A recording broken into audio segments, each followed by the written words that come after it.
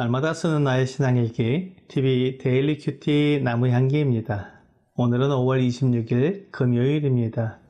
오늘 함께 묵상할 성경 본문은 창세기 27장 41절에서 46절입니다. 그의 아버지가 야곱에게 축복한 그 축복으로 말미암아 에서가 야곱을 미워하여 심중에 이르기를 아버지를 곡할 때가 가까웠은즉 내가 내 아우 야곱을 죽이리라 하였더니 맏아들 에서의 이 말이 리브가에게 들리매 이에 사람을 보내어 작은 아들 야곱을 불러 그에게 이르되 내 형 에서가 너를 죽여 그 한을 풀려하니 내 아들아 내 말을 따라 일어나 하란으로 가서 내 오라버니 라반에게로 피신하여 내 형의 노가 풀리기까지 몇 날 동안 그와 함께 거주하라. 내 형의 분노가 풀려 내가 자기에게 행한 것을 잊어버리거든 내가 곧 사람을 보내어 너를 거기서 불러오리라. 어찌 하루에 너희 둘을 이르랴. 리브가가 이삭에게 이르되 내가 햇사람의 딸들로 말미암아 내 삶이 싫어졌거늘 야곱이 만일 이 땅의 딸들 곧 그들과 같은 햇사람의 딸들 중에서 아내를 맞이하면 내 삶이 내게 무슨 재미가 있으리이까. 오늘 본문은 이삭의 가정이 풍비박산되는 모습을 보여주고 있습니다. 하나님께서 아브라함을 부르셔서 가나안 땅에 오게 하셨습니다. 그리고 아브라함의 아들 이삭은 가나안 땅에서 태어나 평생을 살면서 하나님과의 약속을 지켰습니다. 가나안 땅을 떠나지 않은 것입니다. 그런데 이 약속의 가정에 위기가 찾아왔습니다. 이삭의 아들 에서가 야곱을 죽이겠다고 다짐을 하는 것입니다. 하나님께서 이삭의 자손이 하늘의 별처럼 많게 될 것이라고 약속해 주셨는데 에서가 야곱을 죽이면 하나님의 약속은 깨어지게 될 것입니다. 그래서 리브가는 야곱을 하란 땅으로 보냅니다. 리브가의 마음에는 잠깐 야곱을 피신시키는 것이었지만 리브가가 남편 이삭을 속이고 하나님을 도리했던 잘못은 그 정도로 해결될 만한 사건이 아니었습니다. 하란으로 간 야곱은 리브가가 죽을 때까지 돌아오지 못합니다. 리브가는 다시는 야곱을 보지 못하게 된 것입니다. 그녀가 그렇게 사랑했던 야곱을 이렇게 떠나보낸 후에 다시 만나지 못했으니 리브가의 마음이 얼마나 아팠을지 상상이 됩니다. 또한 이삭은 에서를 사랑했지만 에서가 햇사람의 딸을 얻어 결혼하는 것을 막지 못했습니다. 이삭은 에서를 사랑했지만 올바른 사랑을 하지 못했기 때문에 하나님을 아는 믿음 가운데 성장하지 못한 것입니다. 그래서 에서는 자기 눈에 좋은 대로 아내를 얻었습니다. 그 일로 이삭과 리브가는 마음에 근심을 하고 괴로워하는 것을 알면서도 순종하지 못했던 것입니다. 이삭은 에서를 사랑했지만 에서는 하나님을 사랑하지 않았습니다. 결국 에서의 운명은 하나님의 약속과는 관계가 없게 되었습니다.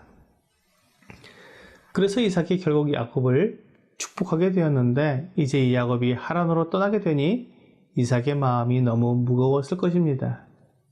아브라함은 이삭의 아내를 구할 때 가나안 땅으로 오는 여자여야 하는 조건으로 구했습니다.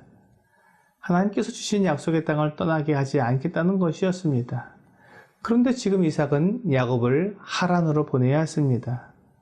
이삭과 리브가 그리고 에사와 야곱은 모두 서로에게 상처를 받았고 다시 함께 살 수 없는 관계가 되어버리고 말았습니다. 이것이 죄의 결과입니다. 죄는 사람들의 마음에 상처를 줍니다. 그리고 서로를 미워하게 만듭니다. 그래서 하나로 연합할 수 없게 됩니다. 이삭과 리브가의 욕심으로 인한 죄의 결과는 결국 온 가족이 뿔뿔이 흩어지게 만들었습니다. 죄가 사람들을 뿔뿔이 흩어지게 만든 것은 에덴 동산에서부터 분명하게 보여준 결과입니다. 하나님께서 하와를 만들어 아담에게로 이끌어 오셨을 때 아담은 하와에게 이는 내 뼈 중에 뼈여 살 중에 살이라 이것을 남자에게서 취하였은즉 여자라 보리라고 말했습니다.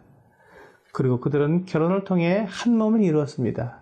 완전한 사랑을 통해 하나로 연합된 것입니다.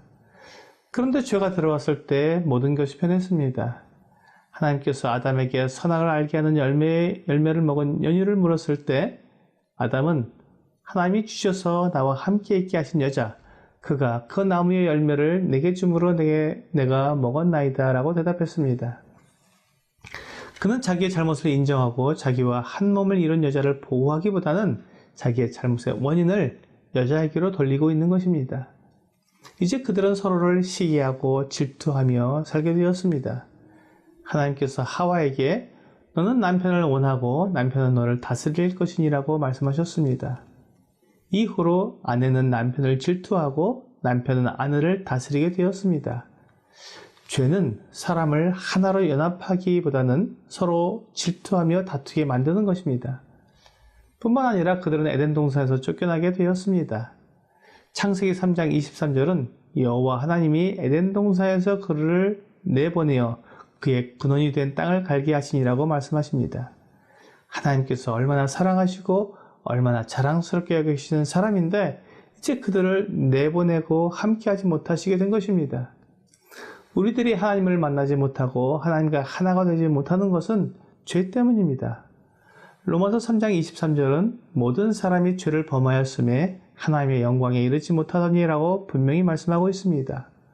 모든 사람이 죄를 범했습니다. 한 사람도 예외 없이 모든 사람이 죄를 범하여 하나님의 영광에 이르지 못하게 되었다고 말씀하시는 것입니다. 죄는 이렇게 사람과 사람 사이를 갈라놓고 또한 사람과 하나님 사이를 갈라놓았습니다. 오늘의 적용 질문을 보겠습니다. 이삭의 가족이 뿔뿔이 흩어지게 된 것을 볼 때 어떤 생각이 듭니까?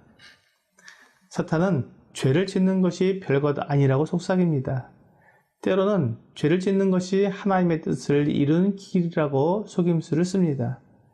리브가가 이삭을 속이고 야곱이 축복을 받게 한 것은 어쩌면 리브가가 하나님의 뜻을 이루어 드리려고 노력하는 것일 수도 있습니다.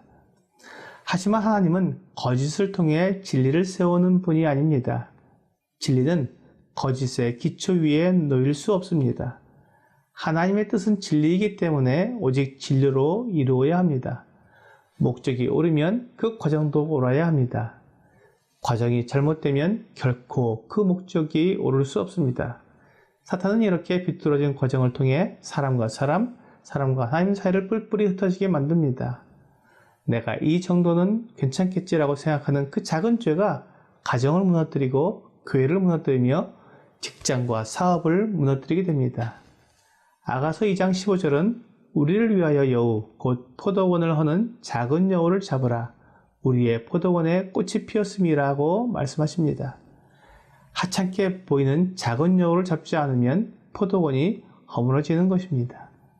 오늘 내 안에 있는 작은 죄가 내 가정, 내 교회, 내 직장, 내 사업을 무너뜨리는 주범이라는 것을 깨닫고 아주 작은 죄라도 하나님 앞에서 자백하고 용서받음으로 견고한 가정과 교회를 이루는 여러분과 제가 되기를 주 예수님의 이름으로 기도합니다.